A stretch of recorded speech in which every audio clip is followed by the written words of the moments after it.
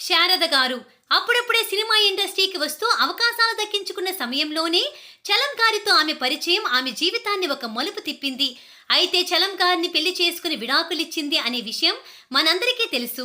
నటుడిగా చలం కెరీర్ కోల్పోయి పూర్తిగా దీనస్థితిలోకి వెళ్లిపోతున్న సమయంలో శారద గారు హీరోయిన్ గా బాగా బిజీగా మారిపోయింది.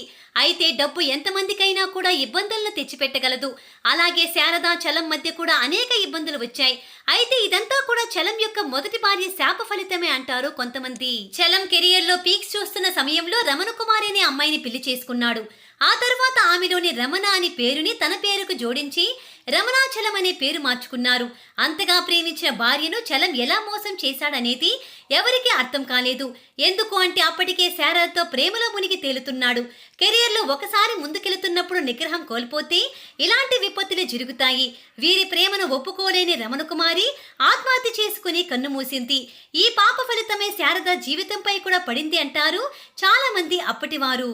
ఒక ఆడపిల్ల ఏడుపు ఊరికే పోదు, ఆమె ఉసురు తగిలిందంటూ ఉంటారు. అందుకే చలం శారద కూడా సుఖపడలేదు. డబ్బు పోగొట్టుకున్నారు. చలం పూర్తిగా మందుకు బానిసయ్యాడు. ఆస్తి మొత్తం పోయింది. శారద అతన్ని వదిలేసింది. శారద గారిని కూడా చాలానే బాధ పెట్టాడు చలం. 1984లో ఇంట్లో చలంని వదిలేసి ఎవరికీ చెప్పకుండా వెళ్లిపోయి విడాకుల నోటీసు పంపించి అతని నుంచి విడిపోయింది. జీవితంలో ఏం సాధించారు చెప్పండి?